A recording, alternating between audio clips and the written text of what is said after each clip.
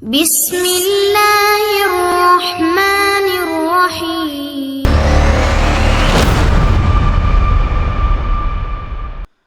Ma'asyiral muslimin yang dimuliakan Allah Subhanahu wa taala. Luqman Al-Hakim diperselisihkan tentang nama, nasab dan laqabnya. Ada yang mengatakan bahawa Luqman Hakim itu nasabnya adalah Luqman ibnu Ba'urah ibnu Nahur ibnu Tarikh, dan Tarikh di sini artinya Azar, dan Azar itu adalah ayahanda daripada Ibrahim alaihi salatu wassalam. Maka dari nasab di sini bahwa Luqman itu hidup antara Nabi Ibrahim sampai kepada Nabi Allah Ismail alaihi salatu wassalam. Jadi zaman hidupnya Luqman itu antara Ibrahim dan Ismail, karena masih hubung kait kepada Azar, dan Azar itu ayahanda Ibrahim. Tetapi ada juga yang mengatakan bahawa Luqman artinya nasabnya adalah ibnu ukhti Ayyub alaihi salatu wassalam. Jadi Luqman itu anak dari saudari Nabi Ayyub. Dari sini menunjukkan bahawa Luqman itu hidup di zaman Nabi Allah Dawud. Jadi ada yang mengatakan hidup di zaman Nabi Ibrahim, antara Ibrahim dan Ismail. Ada yang mengatakan Luqman itu hidup di zaman Nabi Dawud, karena dia adalah putra dari saudari Nabi Allah Ayub alaihi salatu wassalam. Dan itu pendapat jumhur mufassir.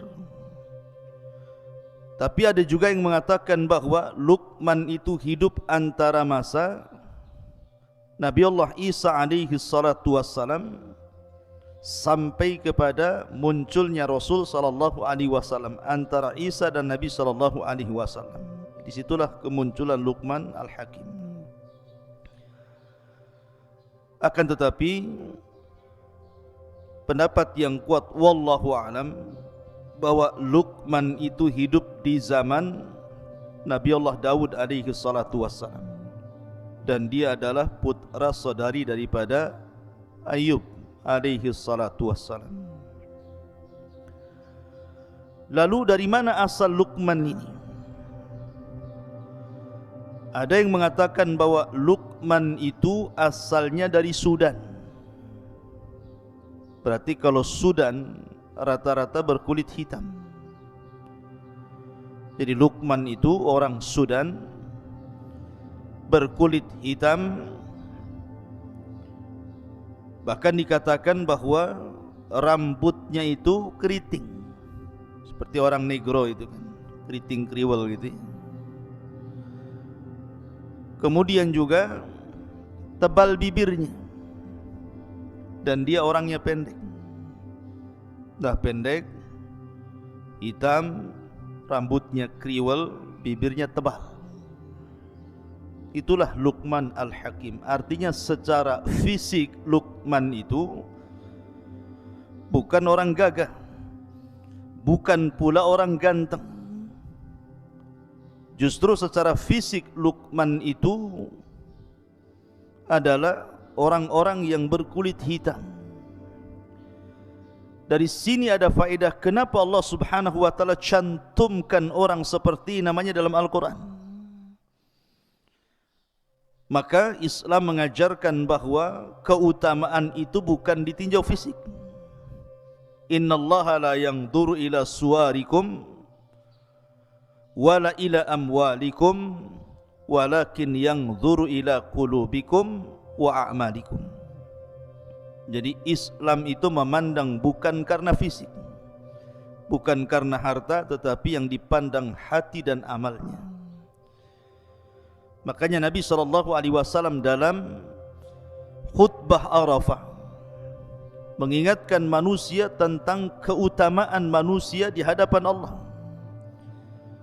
Kata Nabi SAW, ayyuhan nas, la fadla bainal arabi wal a'jam, walal aswad alal ahmar illa bitaqwallah. Wahai manusia, tidak ada istimewanya baik anda orang Arab ataupun non-Arab, baik anda berkulit hitam ataupun putih ataupun merah, tetapi keutamaan itu hanyalah ada pada takwa. Kemudian Rasul membacakan ayat inna akramakum indallahi atqakum.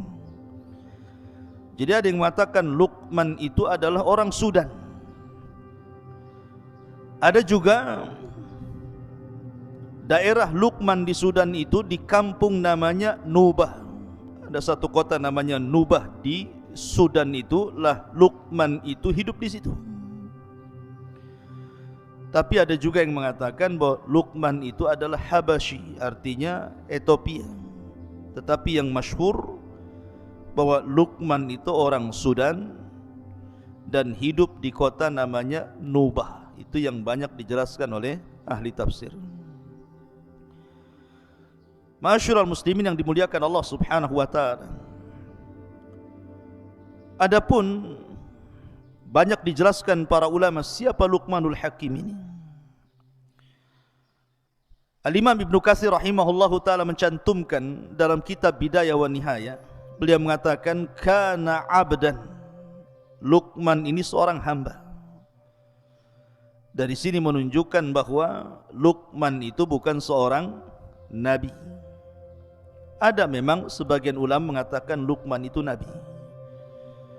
Tetapi pendapat yang kuat bahwa Luqman itu abdan, seorang hamba, seorang budak. Subhanallah, dia orang merdeka, bukan orang merdeka loh ya, orang budak. Artinya dia ada tuannya di situ. Kalau seorang budak berarti bukan merdeka, diatur-atur oleh tuannya, karena perbudakan dalam Islam itu sama dengan barang diperjualbelikan.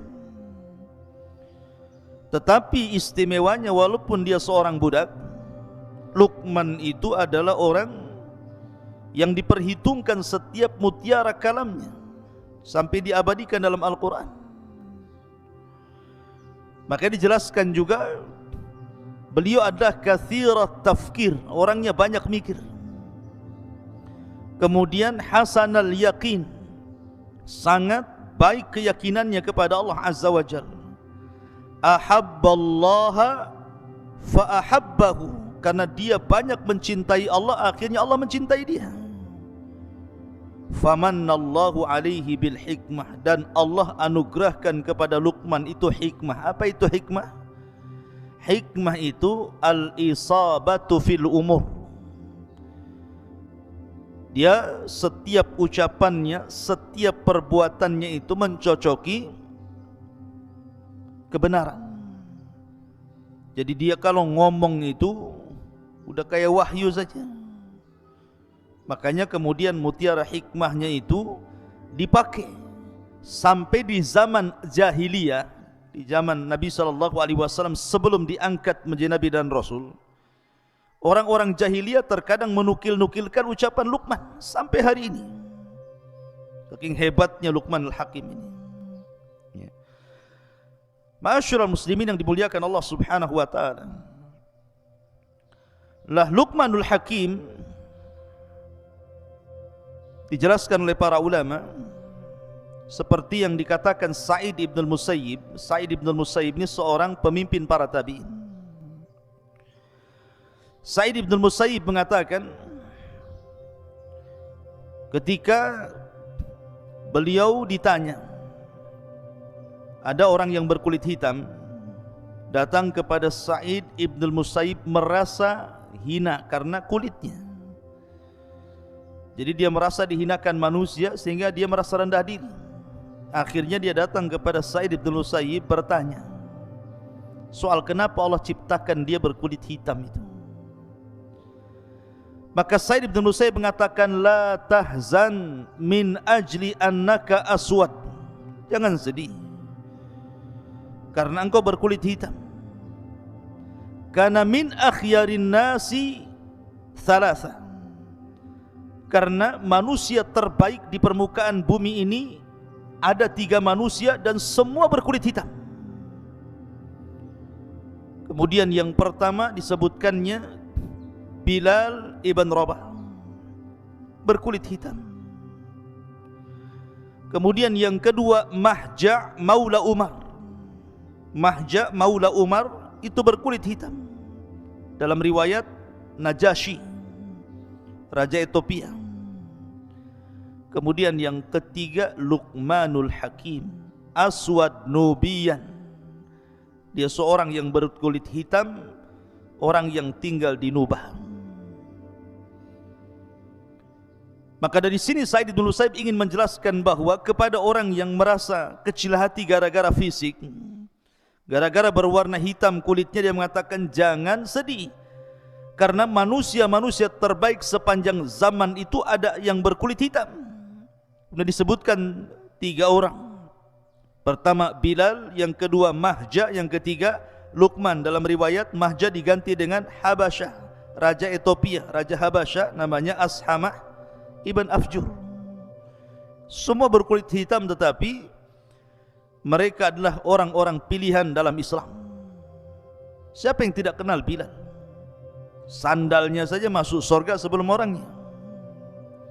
Siapa yang tidak kenal Ashamah ibn Afjur, raja yang sangat adil, sampai-sampai Rasul mengizinkan para sahabat hijrah ke Ethiopia karena keadilannya Najasyi itu. Kemudian juga Mahja, bahkan Luqmanul Hakim sampai diabadikan dalam Al-Quran. Ma'asyiral muslimin yang dimuliakan Allah Subhanahu wa taala.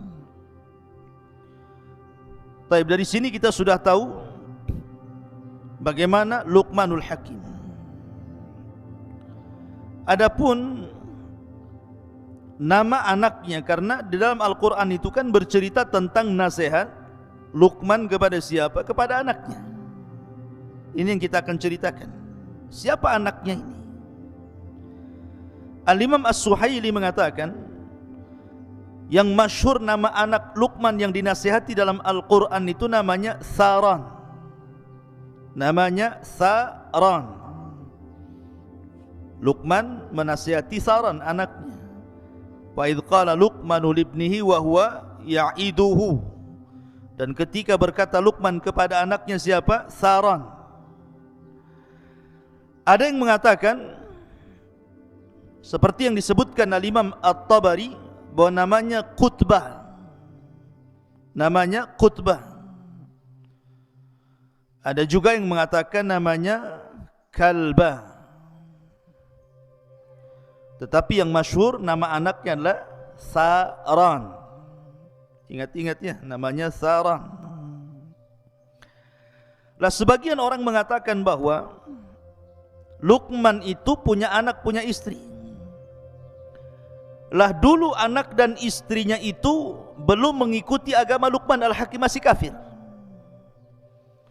Tetapi setiap hari oleh Luqman itu dinasihati anak dan istrinya itu. Makanya salah satu nasihatnya adalah la tusyrik billahi inna syirka la zulmun azim. Janganlah engkau berbuat syirik kepada Allah, karena kesyirikan itu adalah kezaliman yang sangat besar. Lah dari kata-kata la tusyrik billahi inna syirka la zulmun azim di sini ada yang mengatakan bahwa seperti Al-Imam Al-Qushairi mengatakan, karena Luqman dan ibunya itu kafir.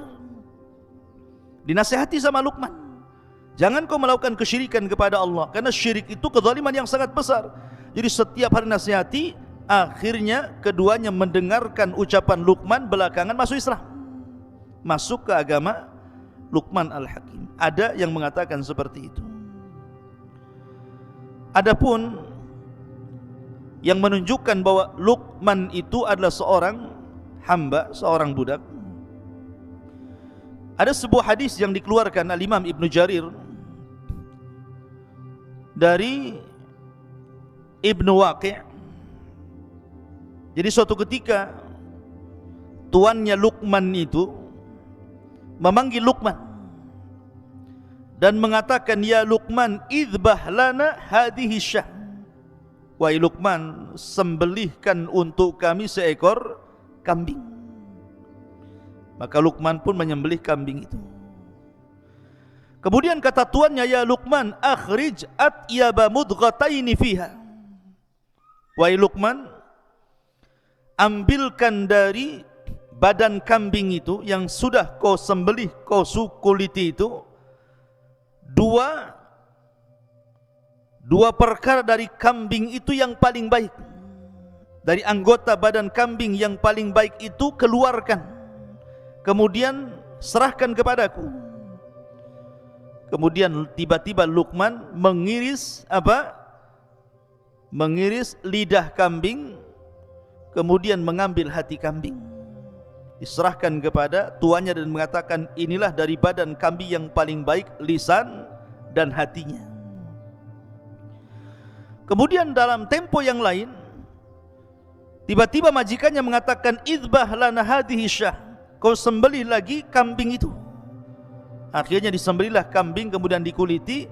Kata tuannya, akhrij akhbatha mudghataini fiha. Sekarang ambilkan dari badan kambing itu yang paling jelek. Tiba-tiba Luqman mengiris lisan kambing itu, kemudian mengambil hatinya lagi. Majikannya heran.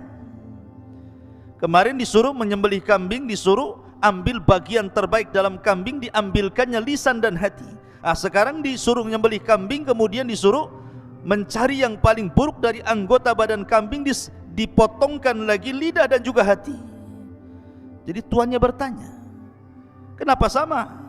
Kenapa tidak yang lain, tidak kakinya, tidak pahanya, tidak dagingnya, kenapa itu pula yang diambilkan? Lihat bagaimana kata-kata hikmah Luqman Hakim. Makanya kenapa dia disebutkan Dzu hikmah, pemilik hikmah luar biasa. Kata Luqmanul Hakim, innahu laisa min syai'in atyab minhuma idza taba wala akhbatha minhuma idza khabutha. Wahai Tuan, sesungguhnya lisan dan hati ini akan menjadi baik kalau baik keduanya. Kalau hati kita baik, maka lisan pun akan baik. Akan tetapi akan menjadi buruk kalau seandainya buruk keduanya. Apabila hatinya busuk, pasti lisannya pun ikut busuk. Lihat bagaimana kata-kata hikmah Luqman Al-Hakim. Kemudian juga banyak dijelaskan tentang kata-kata hikmah Luqmanul Hakim selain dalam Al-Quran, dan itu masyhur.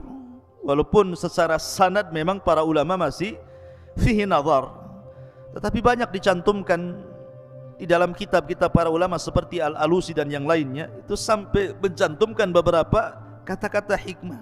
Apa saja di antaranya?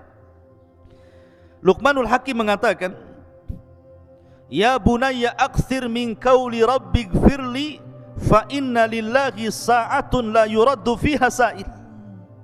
Wahai anakku, perbanyak ucapan, ya Allah ampunilah diriku, karena Allah itu memiliki satu waktu yang tidak mungkin setiap yang bertanya ditolak oleh Allah.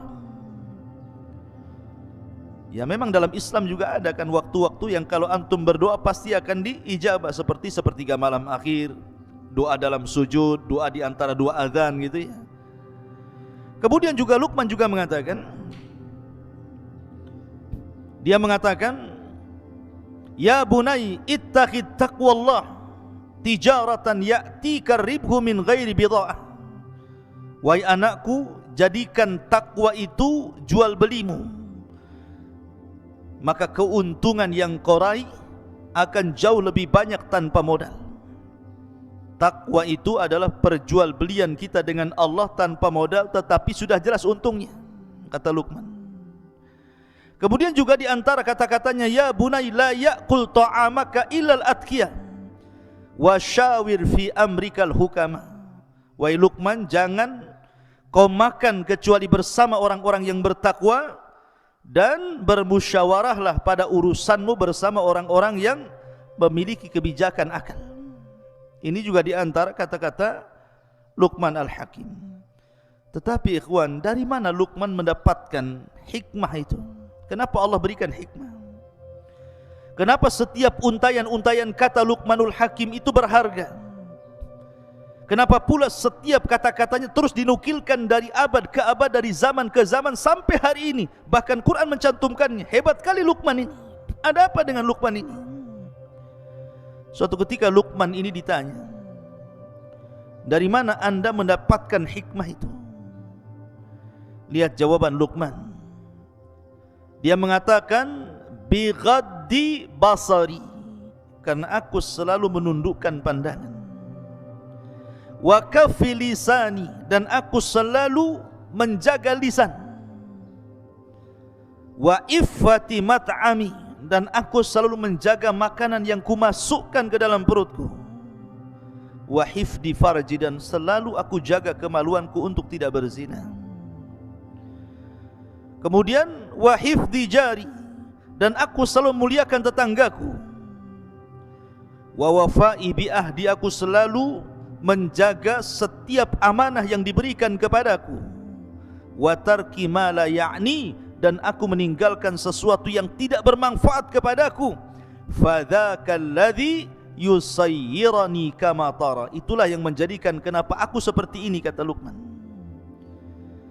Oleh karena itulah maka kenapa Luqman itu diberikan seperti itu? Ya karena dia banyak menjaga hal untuk dirinya. Makanya suatu ketika Luqman ini melihat Nabi Daud sedang memintal-mintal besi. Nabi Daud itu kalau membuat baju perang bukan dipanasi kemudian dipentung gitu ya, kayak pandai besi, tidak. Jadi Nabi Daud itu kalau buat pandai besi itu pakai tangannya saja, dikual-kual itu ya. Kemudian dipelintir-pelintir, akhirnya jadi baju. Lalu Luqmanul Hakim suatu ketika berada di samping Nabi Daud yang sedang memintal-mintal membuat baju besi itu.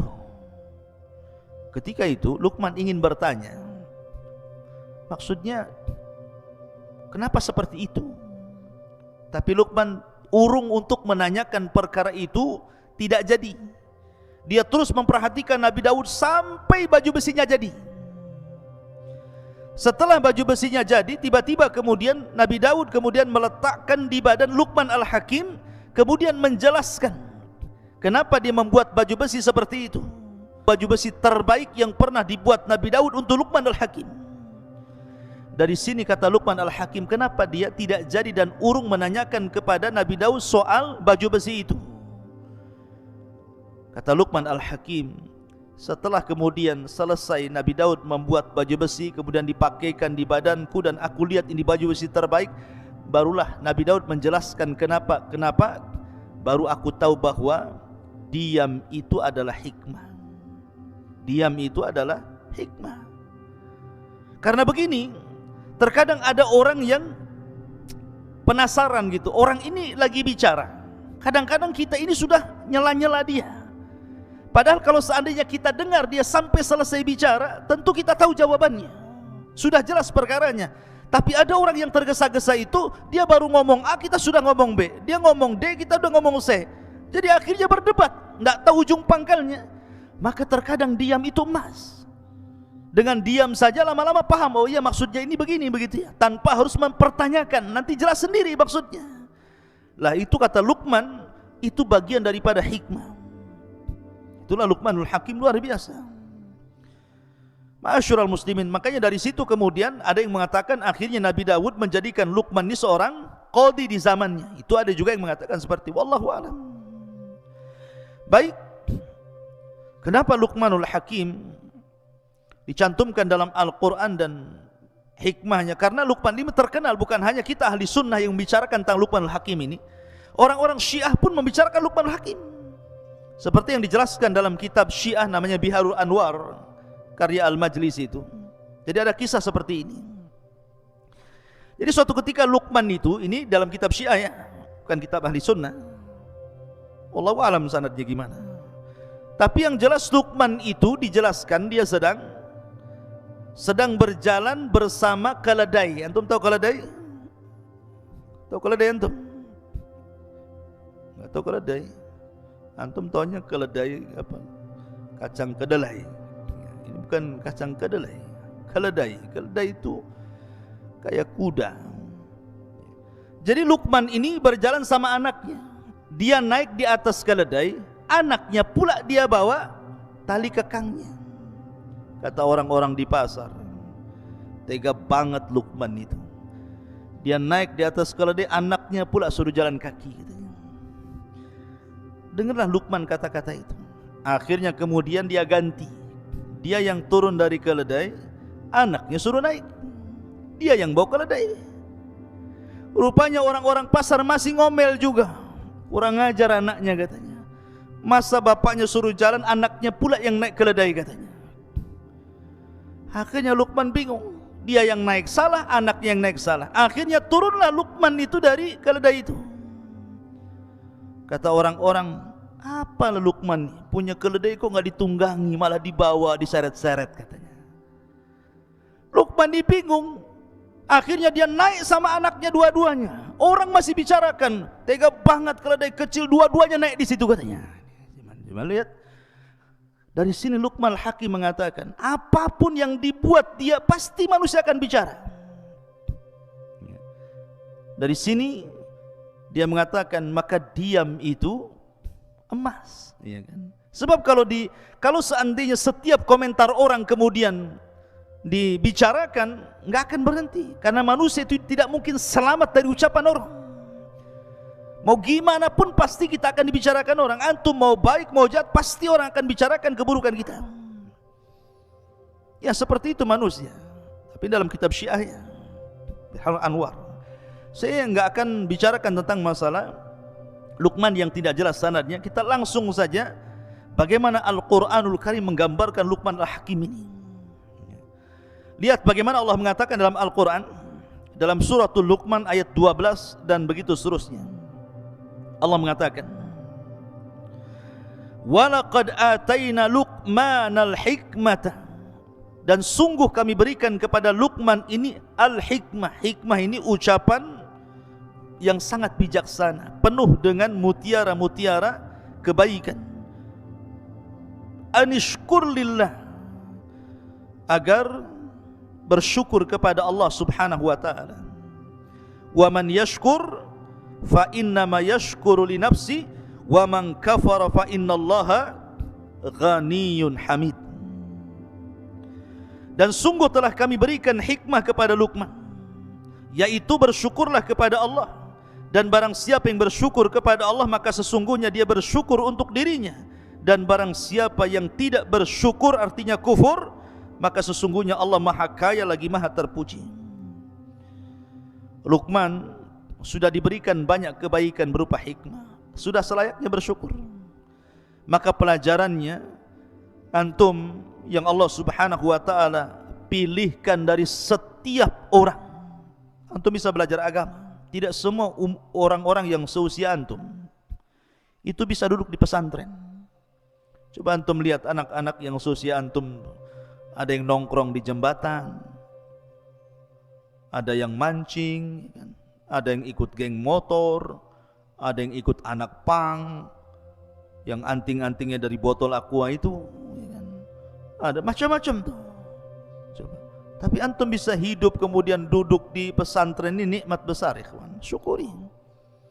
Ya, disyukuri antum dipilih oleh Allah dari sekian anak-anak muda yang seusia antum, antum bisa masuk pesantren, bisa menghafal Quran, bisa belajar agama. Coba. Artinya bahwa supaya la in syakartum la azidannakum, kalau antum bersyukur Allah tambah nikmat, Allah kasih banyak kemampuan dan ilmu yang begitu banyak, karena bagaimanapun tidak ada yang lebih baik dibandingkan ilmu di dunia ini, kawan. Tidak ada. Tidak ada yang lebih mulia melebihi ilmu.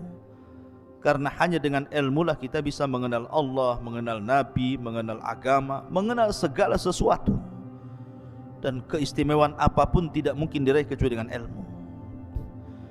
Lihat ayat berikutnya, Allah mengatakan, wa idh qala Luqmanu libnihi, dan ingatlah ketika Luqman berkata kepada anaknya. Siapa anaknya tadi? Tharan, ya. Wa huwa ya'iduhu, dan dia terus menasihatinya. Ada yang mengatakan sekali lagi bahwa ketika itu anaknya masih kafir dan juga istrinya masih kafir. Makanya Luqman mengatakan la tusyrik billah Inna syirka la zulmun azim. Jangan sekutukan Allah karena kesyirikan itu kezaliman yang sangat besar. Dari sini Luqman mengikuti thariqah para nabi. Apa thariqah para nabi?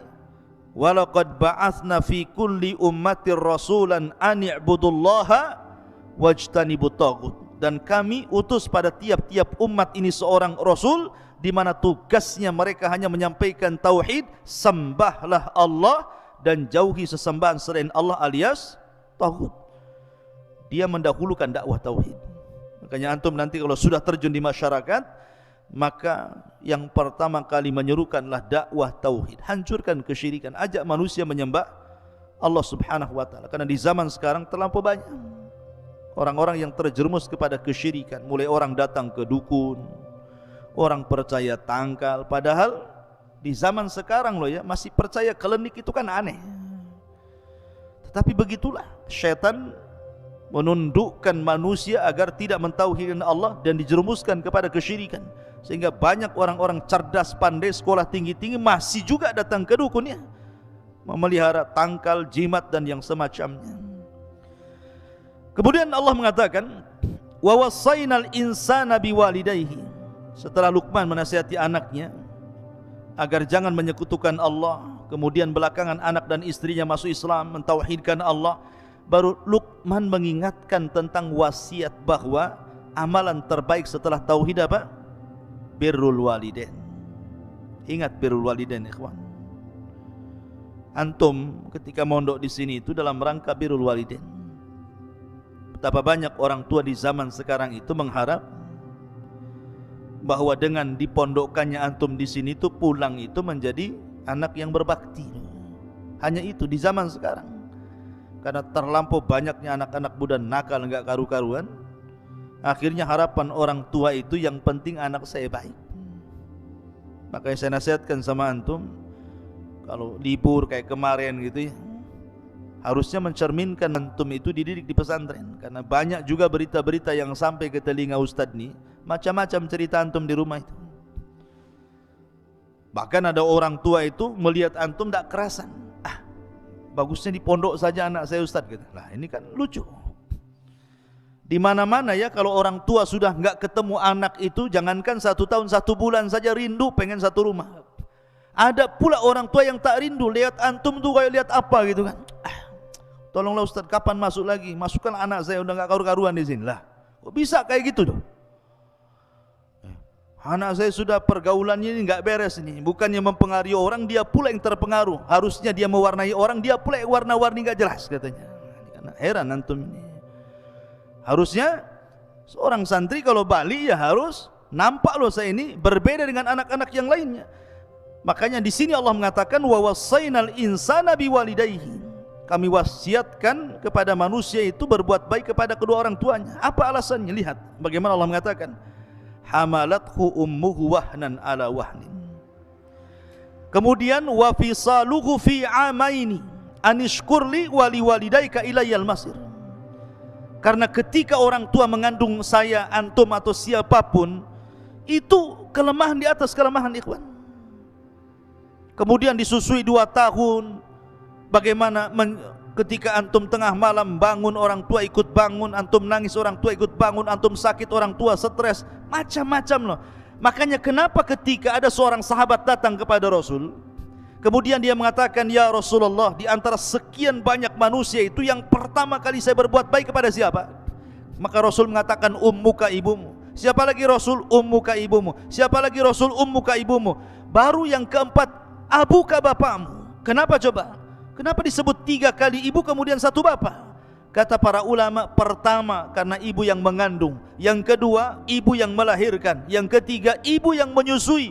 Dari situlah Rasul mengatakan ummuka, ummuka, ummuka 3 kali. Karena ini bukan perkara mudah. Mengandung loh 9 bulan itu bukan perkara mudah. Antum enak tidur, bisa tengkurap, bisa miring kanan, miring kiri. Nah, nanti kalau antum sudah punya istri kemudian hamil, tidak bisa itu antum itu tengok istri tengkurap lagi hamil besar. Nggak bisa, tidur saja satu posisi, stres dia. Ya. belum lagi kemudian melahirkan, meregangkan nyawa. Makanya Abdullah ibn Abbas radhiyallahu anhuma atau Abdullah ibn Umar radhiyallahu anhuma, ketika ada orang menghajikan orang tua dari negeri yang sangat jauh, zaman itu kan belum ada kendaraan, belum ada macam sekarang ada alat untuk bawa orang sakit gitu ya. Digendong dari negerinya itu loh, jalan kaki sampai ke Mekah. Kemudian dia tawaf digendong ibunya, sa'i digendong ibunya, lempar jumrah digendong ibunya, sampai selesai manasik haji 6 hari itu ibunya berada di pundaknya sampai kelelahan, keletihan. Dia datang kepada Abdullah ibn Umar radhiyallahu anhu dan mengatakan, wahai Abdullah ibn Umar, apakah dengan aku menggendong ibuku dari negeriku sampai ku hajikan selesai haji sampai keletihan, sudah ku tebus kebaikan kedua orang tua ku, wahai Abdullah ibn Umar? Lihat jawaban Abdullah ibn Umar, walau zafara min zafaratiha, ketahuilah bahwa hentakan nafas ibumu saat melahirkan kamu, satu kali hentakan itu tidak bisa ditandingi. Satu kali hentakan, coba bayangkan, tidak bisa ditandingi. Sementara kita kan tahu itu, kalau orang melahirkan itu berapa kali nafas gitu ya. Satu kali nafas yang keluar saat mengeluarkan antum saja itu tidak sebanding dengan kebaikannya. Dari sini ikhwatu fiddin, penting berbuat baik. Makanya ada laki-laki dari Yaman itu datang kepada Rasulullah ingin terlibat dalam jihad dan mengatakan, ya Rasul, alhiqni bil jihad. Rasul, libatkan aku dalam jihad. Aku sudah jalan kaki dari Son'ah ke Madinah. Itu bukan perjalanan sebentar tuh. Tapi Nabi SAW mengatakan, ahayyun walidai, masih hidup kedua orang tuamu. Rasul tidak bertanya skillnya, emang kau jihad bisa apa? Bisa mana? Bisa pedang? Bisa naik kuda? Sudah pernah membunuh? Sudah berjihad? Tidak. Rasul tidak bertanya soal skill perang. Rasul hanya mengatakan, ahayyun walidai, hidup orang tuamu. Kata anak muda ini, masih wahai Rasul, ketika ku tinggalkan dia nangis. Maka Rasul mengatakan, irji fa fihi mafajahid, pulang, berjihadlah kepada kedua orang tuamu, buat dia tertawa sebagaimana kau buat dia menangis. Lihat bagaimana Nabi SAW mengajarkan birrul walidain penting. Kenapa? Anishkurli wali walidaika ilayyal masir. Karena syukur kepada Allah belum dikatakan syukur sampai anda bisa bersyukur kepada kedua orang tua. Kemudian setelah itu Luqman mengatakan, wa in jahadaka ala an tusyrika bima laysa laka bihi ilmun fala tuti'huma wa sahibhuma fid dunya ma'rufa. Jika kedua orang tuamu menyuruh kamu untuk menyekutukan diriku dengan siapapun selainku, dengan sesuatu tanpa ilmu, jangan taati keduanya. Dari sini menunjukkan bahwa hak Allah masih jauh lebih penting daripada hak siapapun sampai kepada orang tua.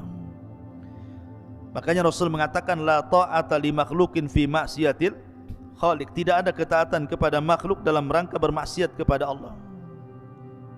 Siapapun, mau mudir antum gitu ya, mau ketua RT antum, lurah antum, camat, sampai ke presiden sekalipun, ataupun orang tua, kalau perintahnya batil jangan ditaati.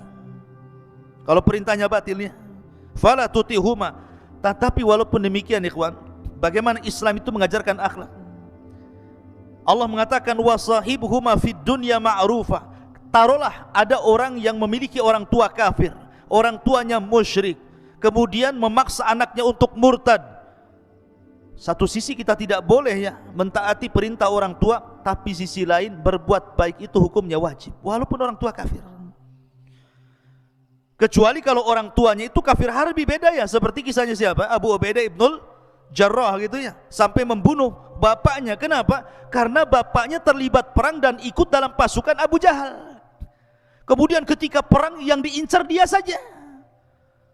Tetapi Abu Ubaidah menghindar, ketemu bapaknya di perang, menghindar, sampai tidak mungkin menghindar lagi karena bapaknya sudah berhadapan dengan Nabi. Dia tidak mau Nabi tersakiti, akhirnya dia mengatakan, ya Nabi, serahkan dia kepadaku. Terpaksa dia bunuh bapaknya. Kenapa? Karena sudah mengancam nyawa Nabi. Dibunuh tuh bapaknya Abu Ubaidah bin Jarrah oleh Abu Ubaidah bin Jarrah. Sampai orang mengatakan, bagaimana mungkin Abu Ubaidah bin Jarrah akan diampuni dosa-dosanya sementara dia sudah membunuh ayahnya? Maka dia pun sedih. Sampai akhirnya Dia mengatakan, aku tidak pernah membunuh ayahku, yang aku bunuh kesyirikan dalam badannya. Kemudian dia pun sedih sampai turun ayat ini, wa in jahadaka ala an tusyrika bima laysa laka bi ilmun fala tuti'huma. Ya. Ada yang mengatakan ayat ini turun kepada Sa'ad bin Abi Waqqas. Sa'ad bin Abi Waqqas itu orang kaya, orang tuanya dia masuk Islam, orang tuanya masih kafir. Dia paksa Sa'ad bin Abi Waqqas, kau harus kufur lagi. Kata Sa'ad, tidak mau. Kau harus kufur, tidak mau. Sampai akhirnya orang tua yang mengatakan, kalau engkau tidak kembali kepada agama nenek moyangmu, aku akan mogok makan, mogok minum sampai ku mati, katanya. Tapi karena melihat orang tuanya Sa'ad istiqomah di agama Rasul sallallahu alaihi wasallam, akhirnya dia pun menghentikan mogok makan dan mogok minumnya, padahal dia sudah hampir mau mati. Karena Sa'ad mengatakan kepada ibunya, lau kanat laki mi'atu nafsan, lau kanat laki mi'atu nafsan thumma kharajti nafsan ma kharajtu an dini. Wahai ibuku, kalau kau punya 100 nyawa, kau keluarkan satu-satu agar aku meninggalkan agamaku. Jangan harap aku meninggalkan agamaku. Kalau kau mau makan, makan silahkan, enggak juga enggak masalah. Akhirnya ibunya makan juga, lapar. Ya.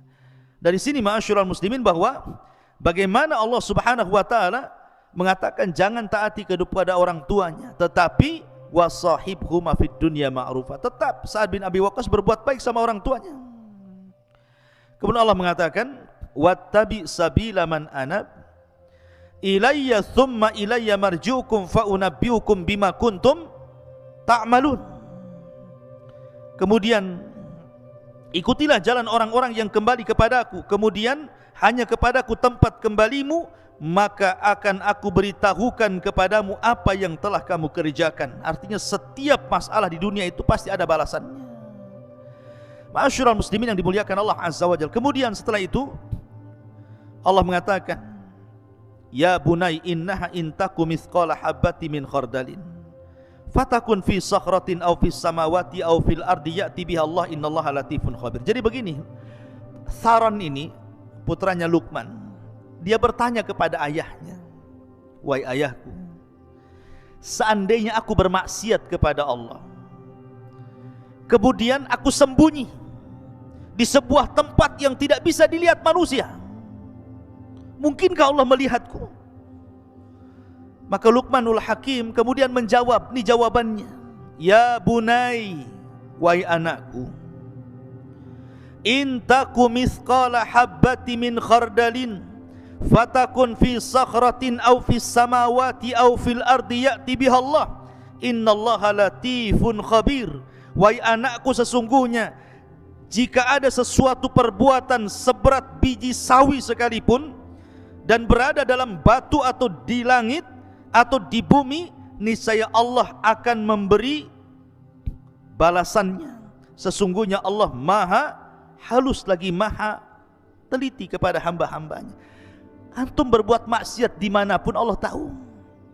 Makanya ada satu kisah tentang seorang laki-laki yang datang kepada siapa? Ibrahim ibn Adham, kan?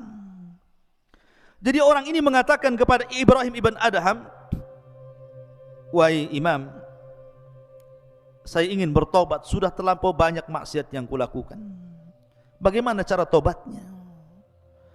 Anak muda ini mengatakan kepada Ibrahim ibn Adham, sudah banyak maksiat yang kulakukan, aku ingin tobat tetapi aku tidak bisa, bagaimana caranya? Maka Ibrahim ibn Adham mengatakan kepada orang ini, sebenarnya engkau tidak perlu meninggalkan maksiatmu, silahkan bermaksiat, tetapi lakukan 5 perkara.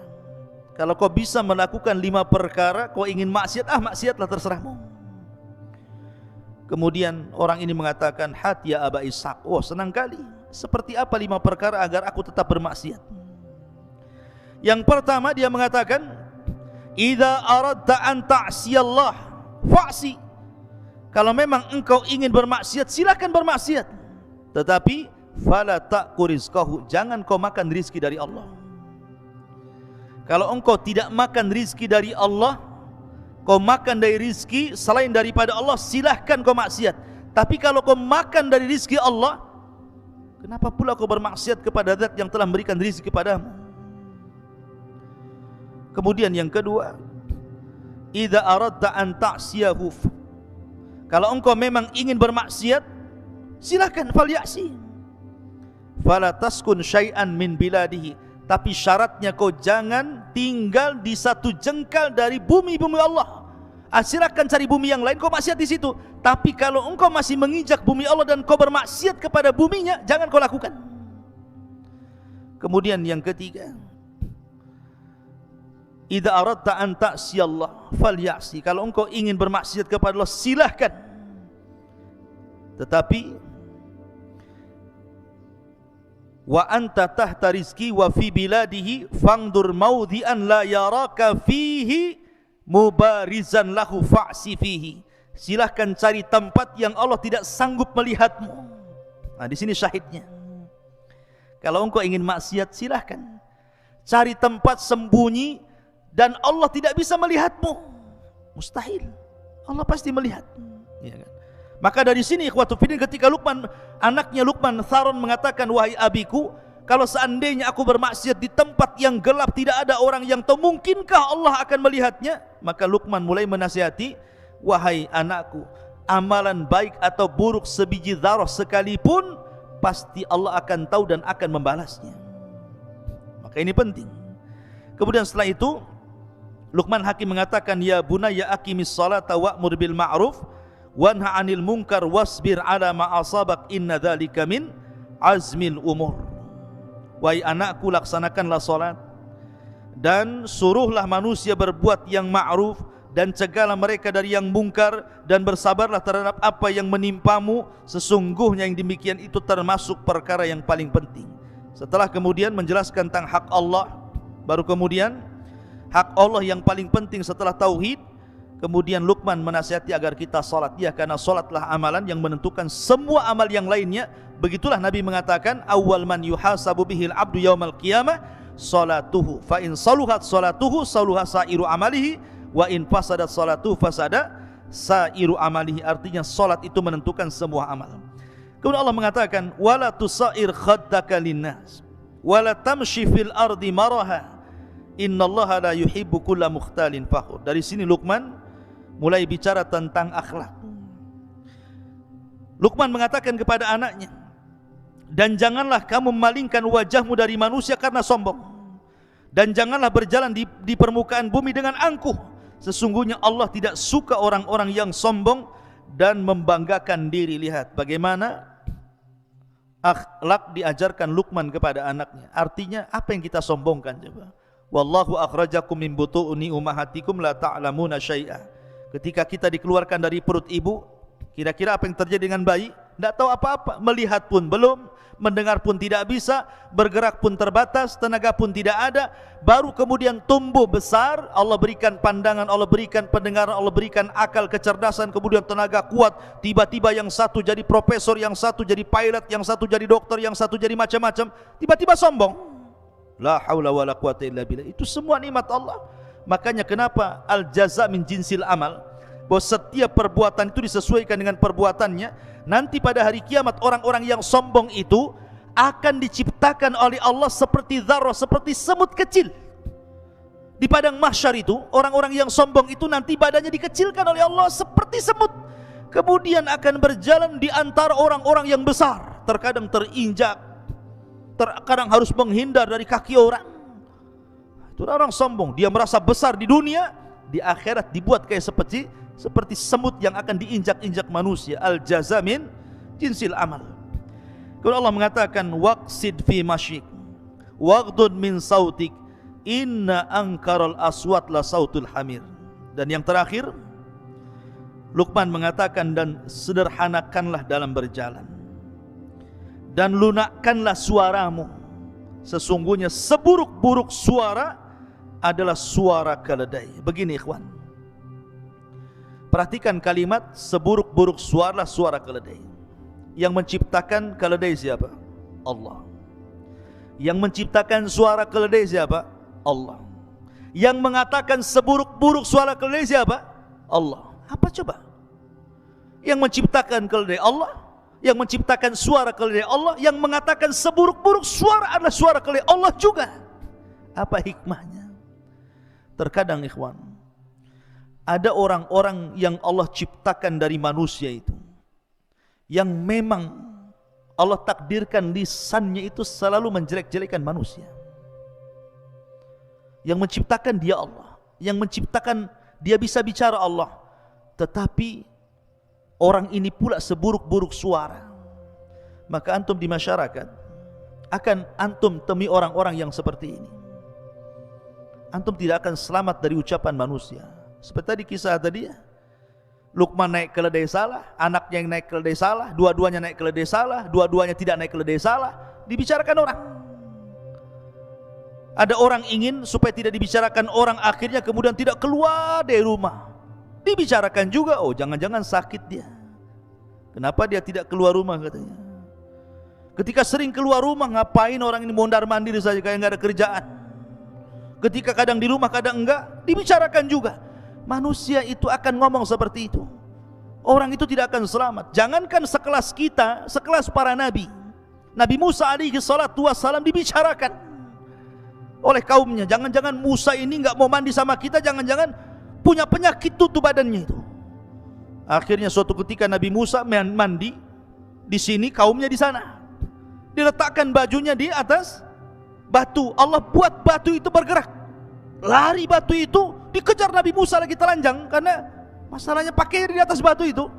Rupanya batu ini Allah buat lari sampai melintasi Bani Israel yang sedang mandi. Nabi Musa ngejar sambil telanjang. Kata orang-orang ketika melihat badannya Nabi Musa, demi Allah tidak ada badan yang lebih indah daripada Nabi Musa ya. Nabi Musa loh tidak lepas daripada ucapan orang, gara-gara enggak mau mandi sama-sama. Padahal Nabi Musa itu orang yang paling malu dengan Allah. Itu pun tidak lepas dari ucapan manusia. Sampai Rasul mengatakan, rahimallahu akhi Musa laqad udhiya akthar min dzalik fasabara. Sungguh Allah merahmati Musa, terlampau banyak ujian yang diberikan kaumnya, tapi dia sabar. Maryam bintu Imran dituduh berzina karena dia punya anak tidak jelas bapaknya. Padahal itu diciptakan kun fayakun, karena Isa sama dengan Adam. Bahkan istri Nabi SAW Aisyah radhiyallahu anha dituduh berzina dengan Safwan ibn Mu'attil. Padahal dia anak bintu Siddiq, anaknya Abu Bakar Siddiq, dan dia juga istri Nabi SAW, dan dia manusia yang paling cerdas. Itu tidak lepas daripada cacian makian. Antum akan mengalami itu di masyarakat. Antum berbuat salah dijelekin orang, berbuat baik pun akan dijelekin orang, akan digibahi, dibuli dan macam-macam. Maka perlu sabar, karena ada orang-orang itu yang Allah ciptakan seperti keledai. Allah yang ciptakan keledai, Allah yang buat suara keledai, Allah pula yang mengatakan seburuk-buruk suara keledai. Akan ada orang-orang seperti keledai. Maka kalau ada orang-orang seperti keledai, itu biar. Memang Allah sudah takdirkan dia bicara seperti itu. Tapi antum yakin bahwa Allah ketika membuat orang bicara itu, tidak mungkin dia bicara untuk membicarakan kita terus, tidak. Enggak mungkin ya. Jadi kalau orang benci sama kita kemudian menjelek-jelekan kita, enggak mungkin Allah ciptakan dia itu bersuara untuk menjelek-jelekan kita. Makanya kenapa? Pasti akan ada berhentinya, suatu ketika dia akan berhenti itu. Makanya kenapa para ulama, kalau antum menghadapi orang yang menjelek-jelekan antum itu, pertama jangan antum pedulikan, fa'arid antum, seolah-olah enggak kenal. Jadi kalau ada orang jelek-jelekan kita, kemudian antum kenal si anu, anda enggak kenal, padahal kenal betul. Supaya antum jangan teringat dengan keburukannya. Antum kenal si anu, enggak kenal, anda enggak kenal dia. Padahal kenal. Kenapa? Karena kalau kita kenal, teringat keburukannya ya. Kemudian yang kedua, antum lupakan, hindari orang itu. Kalau umpamanya satu perumahan, pergi ke perumahan lain, cari tempat lain supaya enggak pernah ketemu dengan dia ya. Dan berdoa jangan ditemukan dengan dia. Lihat Ashabul Kahfi. Ashabul Kahfi itu ditidurkan oleh Allah Azza wa Jalla, dihindarkan dari musuh-musuhnya selama 300 tahun lebih. Tiba-tiba bangun, musuhnya sudah kalah tanpa perang. Cukup dengan tidur saja sudah mengalahkan musuh. Jadi kalau melawan orang-orang yang menjelek-jelekan kita, tidur saja antum.